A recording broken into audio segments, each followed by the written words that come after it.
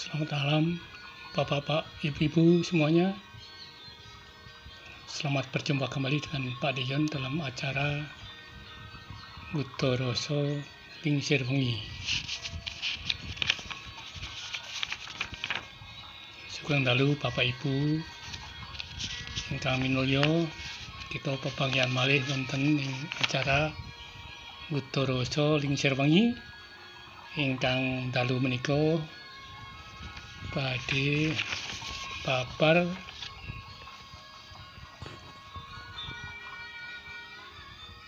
Hasta Brata ingkang wonten ing mriki menika sajatosipun inti menodene isi Makutha Rama, Wahyu Makutha Rama ya. Jadi Bapak Ibu barangkali pernah melihat wayang kulit ya. Itu ada lakon Wahyu Makutha Rama. Di dalam lakon itulah nanti terdapat Hasta Brata ya. Jadi yang pada awalnya Hasta Brata ini sebenarnya ilmu yang diberikan oleh Rama ya, Prabu Rama Wijaya kepada adiknya Barata yang menghentikan kedudukan dia sebagai raja di Ayodhya. Juga kepada Wibisana, adiknya Alengkadiraja atau Prabu Dasamuka yang dikalahkan oleh Prabu Rama waktu perebutan penculikan Sinta. Jadi waktu itu Raja Alengka, Prabu Dasamuka tewas dipanah oleh Prabu Rama, atau dalam cerita lain itu dikalahkan oleh Anoman yang ditindih dengan sebuah gunung. Itu ada dua versi. Kemudian Wibisana, adik yang paling kecil, itu nanti sama Prabu Rama diangkat sebagai raja di Alengkapura, di Alengka ya, menggantikan kakaknya. Jadi ceritanya demikian ya.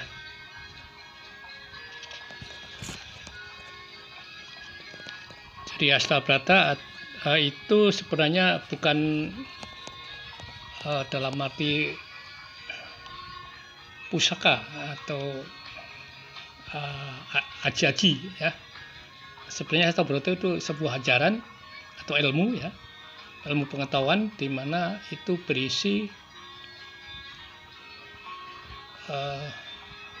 ajaran meniru 8 unsur alam ya.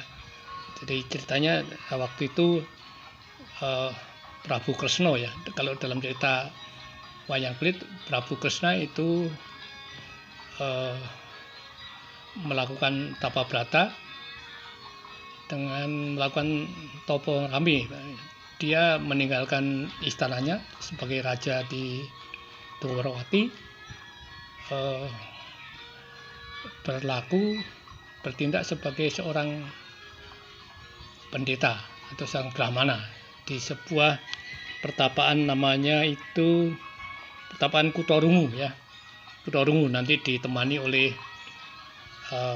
cantriknya itu Anoman ya. Jadi Anoman nanti menjadi cantriknya Panembahan ini. Namanya Begawan Kesawa Sidi ya. Jadi Kresna itu berlaku sebagai seorang pertapa dengan bernama Begawan Kesawa Sidi ya. Ini Begawan Kesawa Sidi inilah yang sanggup memberikan Wahyu Makutha Rama, karena sebenarnya Bathara Kresna ini titisan Rama dan juga titisan dari Dewa Wisnu. Sehingga pada waktu itu ada banyak raja-raja yang menginginkan untuk memperoleh Wahyu Makutha Rama, karena siapa yang berhasil memperoleh wahyu itu dia yang akan berhasil menurunkan raja-raja di Jawa. sehingga waktu itu raja dari dari Kurawa ya, dari Kurawa itu menginginkan juga Wahyu Makutharomo dengan mengutus Karna ya, dengan mengurus Adipati Karna untuk memperoleh wahyu itu, tetapi akhirnya ditolak ya, tidak diberikan oleh Begawan Kesawasidi, yang akhirnya wahyu itu nanti diberikan kepada Arjuna, di mana Arjuna nanti pada suatu waktu akan menurunkan Raja Jawa. Dia mempunyai anak namanya Abimanyu, dan Abimanyu nanti mempunyai anak lagi, itu Parikesit. Nah, itulah Parikesit, itulah nanti yang dikatakan sebagai Raja Jawa. Itu keturunan dari Arjuna, atau cucu ya, cucu dari Arjuna, karena dulu Arjuna itu memperoleh wahyu Makutharomo ya. Nah, ini ceritanya cukup panjang sebenarnya, karena di satu sisi juga nanti istrinya itu Dewi Sumbadra itu juga nanti memperoleh wahyu juga. Nah, nanti dalam waktu kesempatan lain barangkali akan kita ceritakan juga wahyu yang diperoleh oleh Sumbadra.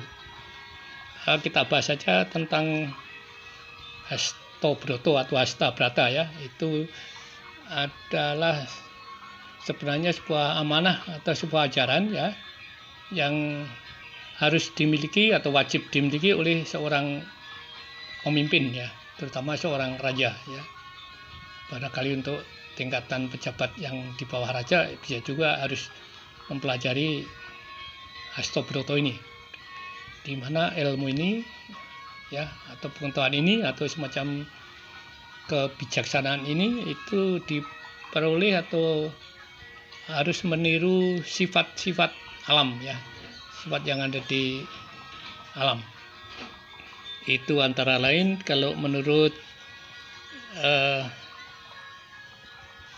Yasadipura pertama ya, di dalam bukunya Yasadipura pertama, itu seorang pujangga di Keraton Surakarta, tahunnya 1729 sampai 1803 ya. Itu Yasadipura juga ini membuat buku atau menerbitkan ajaran yang mirip ya dengan Hastobroto ini. Di dalam bukunya dikatakan 8 prinsip kepemimpinan sosial yang meniru filosofi atau sifat alam. Ya. Yang pertama itu mahambek mring kesmo.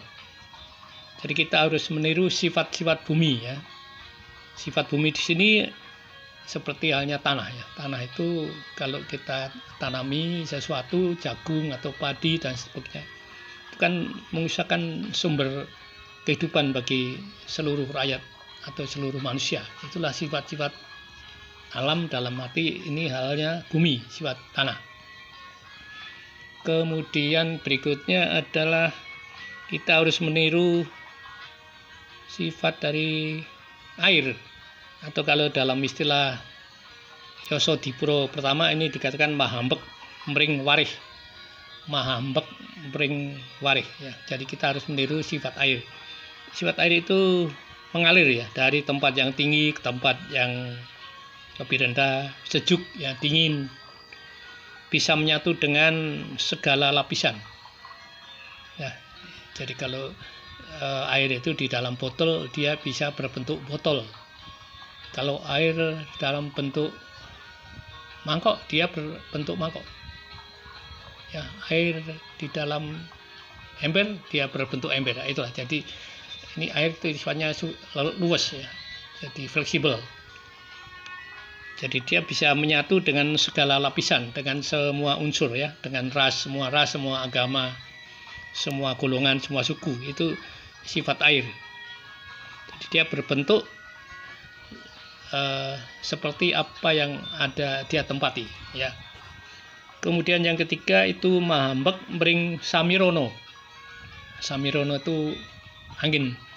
Jadi kita harus meniru sifat-sifat angin atau seorang raja ya. Ini sebenarnya ini ilmu ini dikhususkan untuk calon raja. Jadi seorang raja harus mampu bersifat seperti angin ya, seperti udara. Jadi udara itu kan berisi oksigen ya.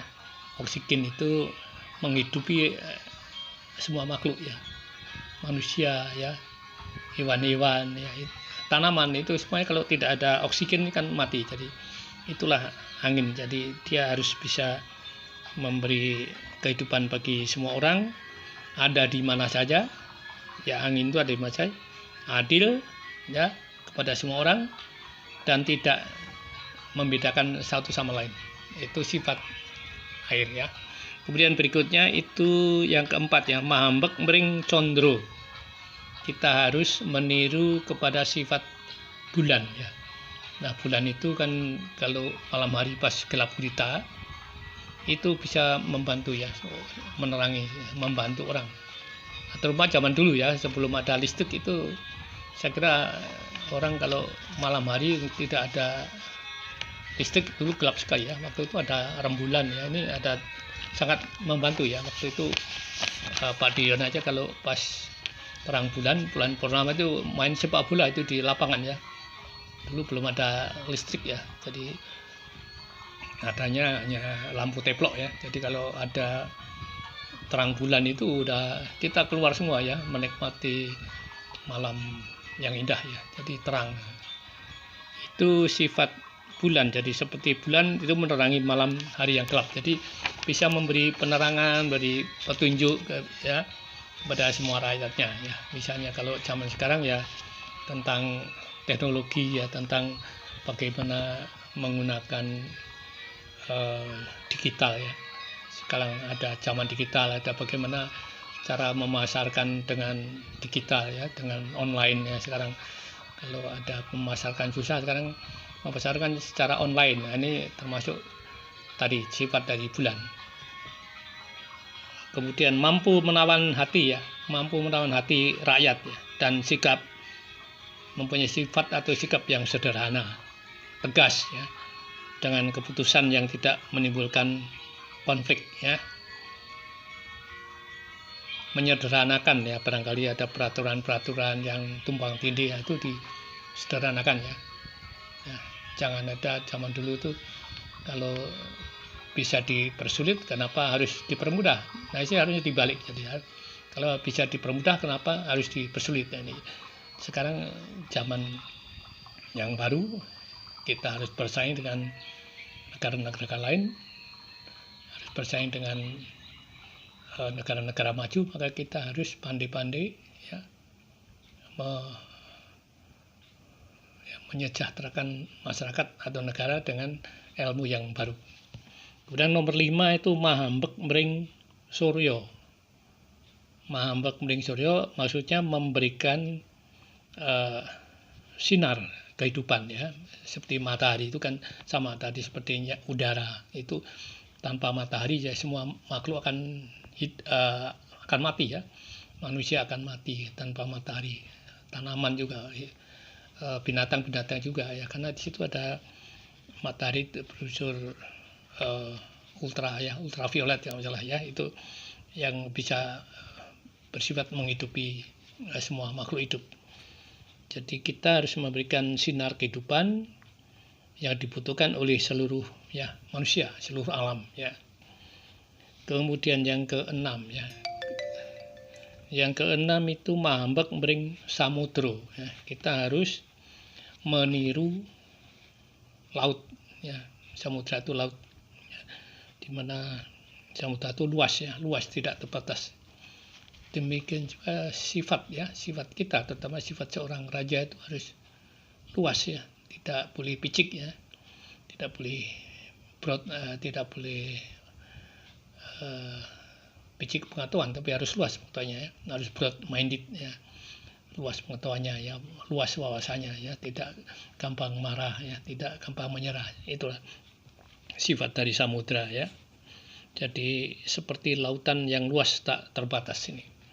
kesabaran menampung apa saja ya, seperti kalau laut itu menampung ya segala macam binatang, segala macam, bahkan sampah-sampah kadang-kadang dibuang di samudra meskipun nanti sama ombak ya bisa dibuang ke daratan ya. Kemudian yang nomor 7 itu mahambek mering wukir. Mahambek mering wukir, kita harus meniru sifat gunung ya. Gunung itu teguh ya, teguh, kokoh ya, tokoh dalam pendirian ya, tidak mudah menyerah ya, dan selalu membela kebenaran ya, seperti tadi gunung itu yang kokoh tadi, jadi tidak mudah terombang-ambing oleh pendapat orang lain ya, jadi harus teguh ya. Demikian juga seorang pemimpin atau terutama seorang raja ini juga harus selalu ya tegas terhadap semua keputusannya, tidak boleh mencela-menceli ya. Kemudian yang ke-8 itu mahambek mering dahono ya. Dahono itu api ya. Jadi kita harus meniru api. Seorang raja harus meniru api. Api itu sering diibaratkan panas ya, hangat panas, atau bahkan sering bisa menghanguskan atau membakar ya, atau menghancurkan ya. Dalam hal ini mungkin lebih tepatnya bisa menghukum ya. Jadi seorang raja, seorang pemimpin, apa itu presiden atau gubernur ya, kalau ada yang salah itu harus dihukum ya, tidak boleh membela yang bersalah ya. Misalnya ada kasus yang kalau kasus modern ya, kalau ke depan sekarang raja mungkin sudah tidak memegang kendali pemerintahan ya. Sekarang demokrasi, barangkali raja hanya simbol ya, simbol kepala negara seperti di negara-negara barat ya, atau di Malaysia ya, di Thailand ya, itu raja masih ada tapi jabatannya sebagai kepala negara, bukan kepala pemerintahan ya.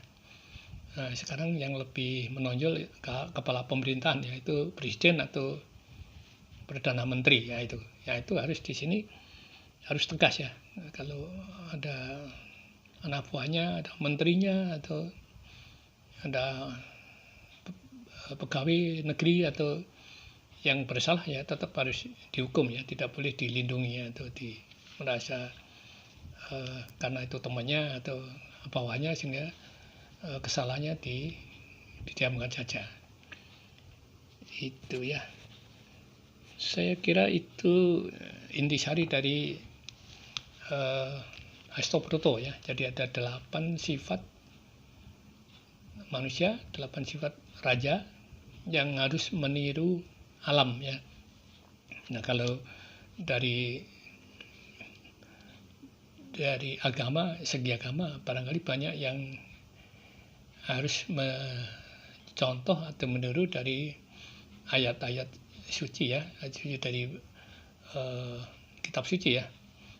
Zaman dulu ini terutama dalam kesenian wayang yang di Jawa, sebelum agama-agama dari barat atau dari Arab masuk ke Jawa atau ke Indonesia, ini kearifan lokal ya, kearifan orang-orang Jawa itu mendasarkan ya pendidikan budi pekerti ya, pendidikan sifat-sifat manusia melalui ini contoh-contoh alam ini. Jadi ini 8 alam ini dijadikan untuk rujukan ya, untuk rujukan agar terutama pemimpin atau raja ini harus punya pegangan ya, punya ilmu ya. Ilmunya tadi bukan dari ayat-ayat suci atau dari kitab suci, tapi ini dari sifat alam yang digali untuk dijadikan ya pendidikan budi pekerti barangkali ya, budi pekerti ya, atau di sini ilmu agama. Karena waktu itu belum ada agama modern ya, jadi ini ilmu kepemimpinan, ilmu akhlak ya, sifat-sifat yang baik itu diambil dari sifat-sifat alam. Barangkali itu saja dari Pak Dian malam hari ini. Barangkali nanti lain kali ada kesempatan kita sambung lagi. Terima kasih Bapak Ibu semuanya.